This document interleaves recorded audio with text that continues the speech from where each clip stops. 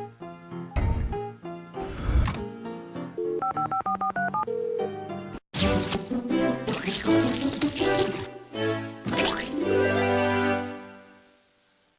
there, Renee Santz here, ready to help orchestrate your efforts to end Carmen's criminal record. I just melt for good music, I have a passion for painting, and I just ache for grand architecture. As a good guide, I can pull some strings and give you tours of great locations. Let's go. The old mill was built in 1933, and not by a carpenter, but by an artist. It looks authentically complete and weather-beaten, but actually has no doorways or windows underneath the facade. Think there's a window behind that shutter? Think again.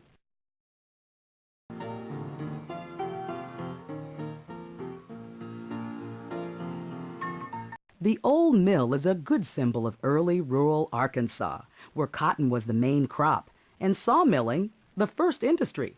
I guess back in those days when life was a bit slower than today, people were always milling about.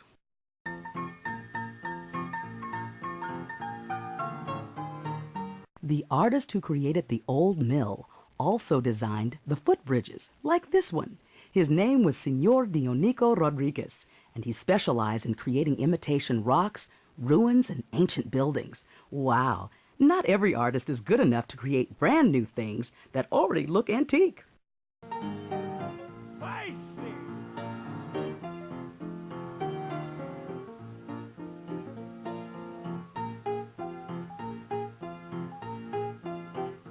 Over yonder in the Ozark Mountains, the limestone hills echo with the sound of down-home music during the Arkansas Folk Festival, where it sure takes pluck to fiddle with the banjo.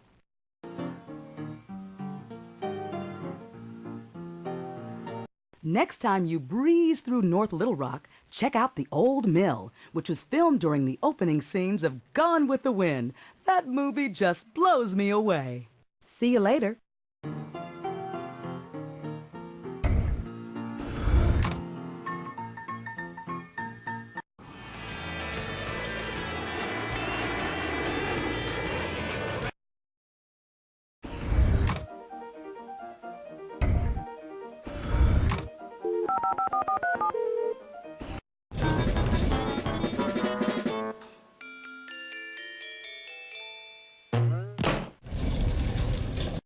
Hi, we'll have a whale of a time touring Connecticut's old whaling town called Mystic.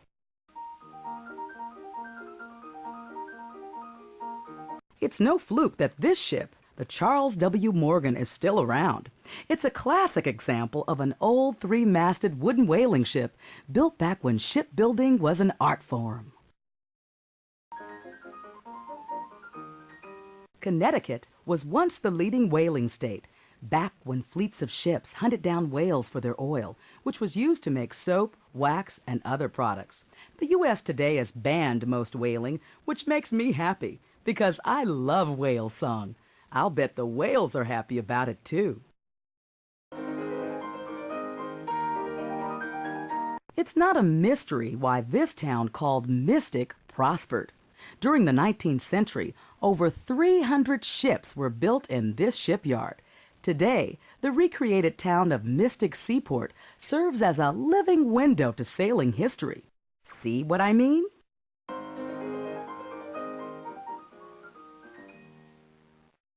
Fishing villages like this one are typical of Connecticut, which is an Indian word meaning long tidal river. With its miles of Atlantic coastline, Connecticut sure is beautiful, isn't it?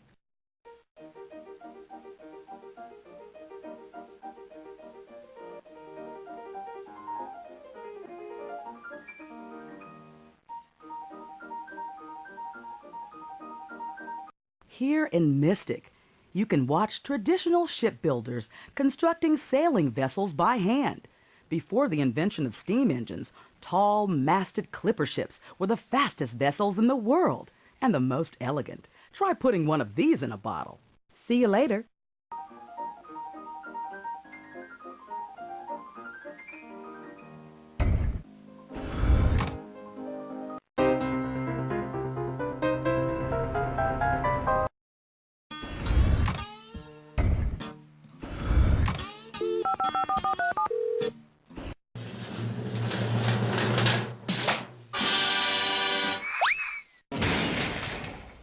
Oh boy, Illinois! Let me tell you what I know about Chicago.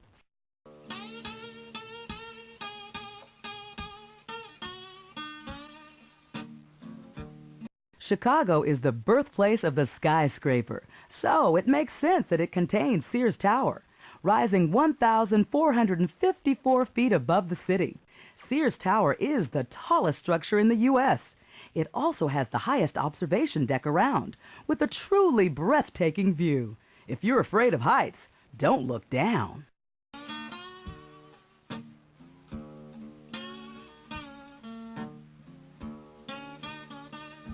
This is Buckingham Fountain in Grant Park. The flumes of water reach up to 150 feet high. During the summer, colored lights illuminate the showers of falling water, making for a beautiful but wet show. Anyone have an umbrella? You got to move. If you're ever in Chicago and someone tells you to go jump in the lake, you'll know which one. This strip of water is just a small part of the mighty Lake Michigan, one of the Great Lakes. You got to move. You got to move, child. You got to move. Chicago has inspired songs, poems, and novels. It's the center for the blues, one of my favorites, as well as the arts. It's also the third largest city in the U.S., despite the fact that almost the entire city burned down in the Great Fire of 1871. Talk about a hot time in the old town. See you later. Get ready. You got to move. Keep that motor running, Jocko. I won't be long on the inside.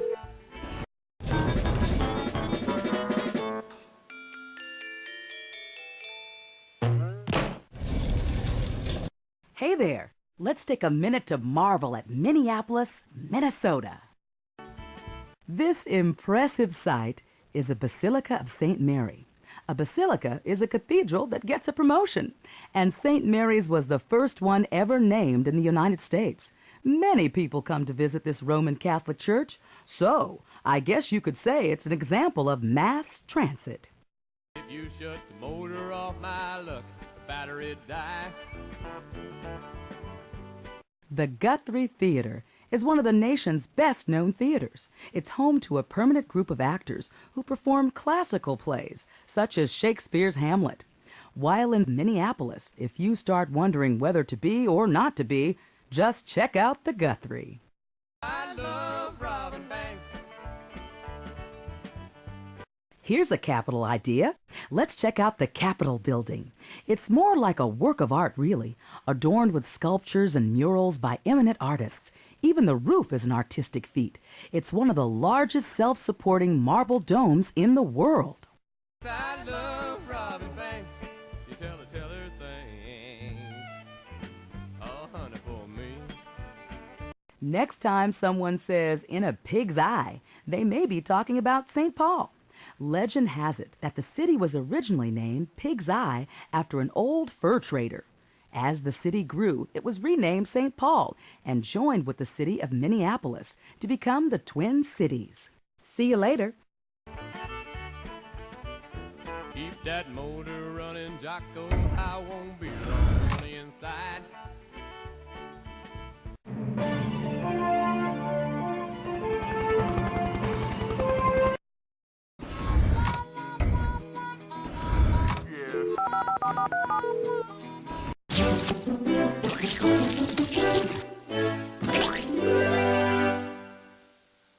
Hello. I've got a river of information about Natchez, Mississippi.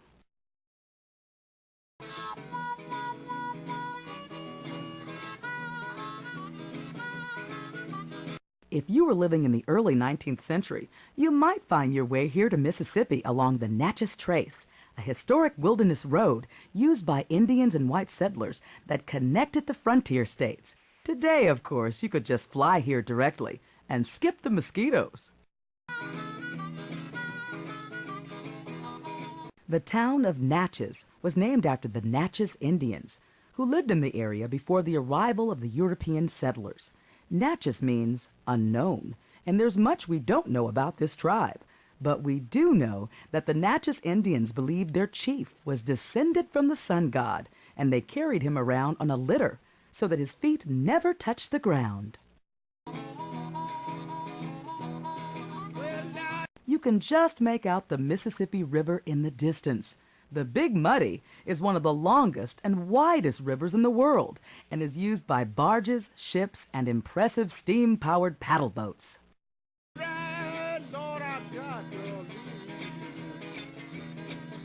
The Edelweiss House is one of the many mansions that make Natchez such a picture-perfect place to visit. It's actually designed like a Swiss chalet, which is appropriate, since an Edelweiss is a flower found only at high altitudes, like the Swiss Alps.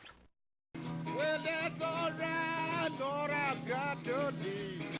This magnificent mansion is called the Parsonage House, so named because it was built as the home of a church minister. It's done in the bold artistic style called Greek Revival, but I haven't seen them revive any ancient Greeks yet. That's all right, darling, keep it up, yo. You can look north, east, and west, but you won't find a better symbol of the Old South than this mansion, the Rosalie. It was the first building designed in the famous plantation style. It's worthy of a great painting. See you later. Blow it out, boy.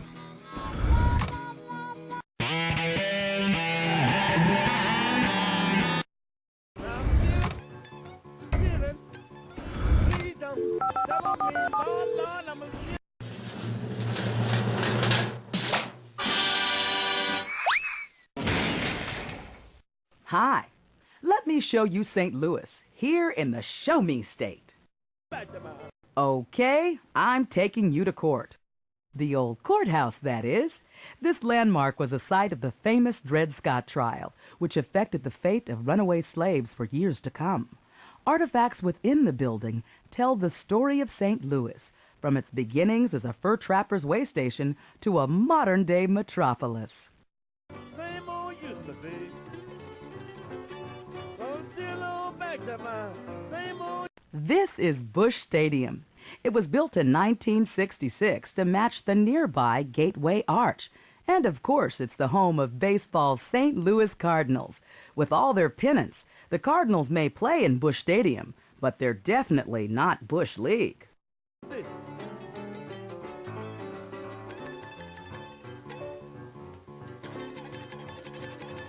Although its big brother, the Mississippi, is more famous, the Missouri is actually the longest river in the United States. It flows out of Montana, then joins up with the Mississippi River just north of the Gateway Arch. How's that for current information?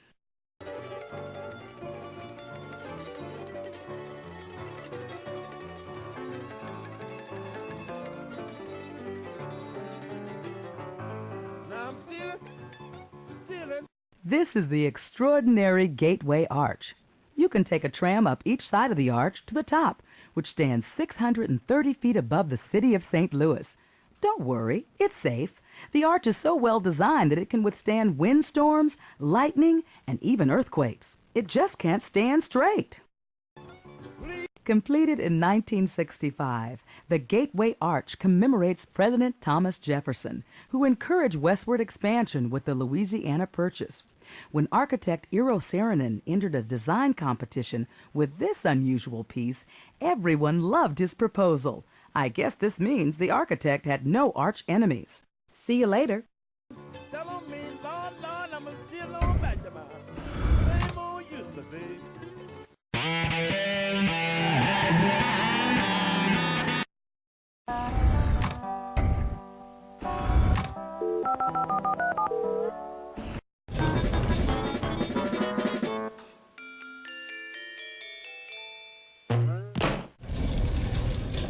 Time for a tour of Toro Park, here in Newport, Rhode Island.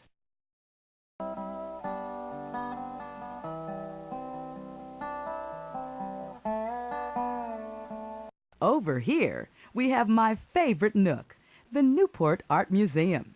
Stick around, and you'll notice it was built in the stick style, a type of architecture characterized by the intricately carved wooden latticeworks used for decoration. The exhibits in the museum feature art from both Newport and the surrounding New England area. Not far from here, you can find Toro Synagogue, the oldest Jewish temple in the United States. It's also considered a masterpiece of 18th century colonial architecture. You could say the architect had a unique angle. He built the synagogue with a particular orientation in mind, facing directly towards far-off Jerusalem.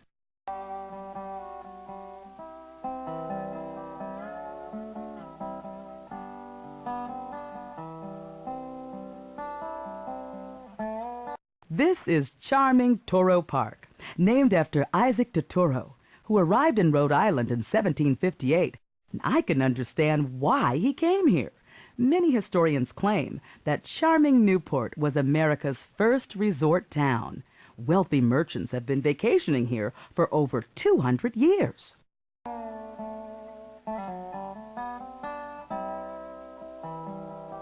Two statues in Toro Park represent two different kinds of pioneers who both made their start in Newport. Right here we have Commodore Matthew Perry, the explorer who opened up trade between Japan and the world. Over at the Channing Memorial Church, the nearby building with the dramatic spire, you'll find the statue of William Ellery Channing, the leader of the Unitarian Church. If you see people milling about this old structure, known as the Old Stone Mill, they're probably looking for kernels of truth about an old rumor. You see, many people believe that the mill is a remnant of an ancient Viking tower.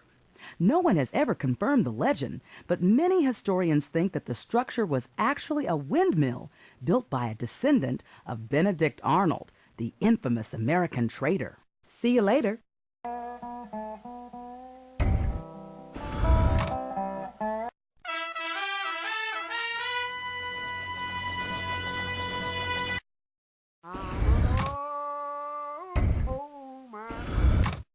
And I be just all my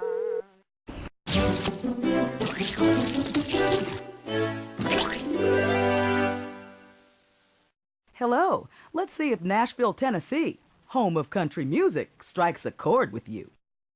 I'm too old to learn. One of Opryland's many attractions is the General Jackson Showboat Review, a floating musical extravaganza on the world's largest showboat. It's a spectacle that really makes a splash.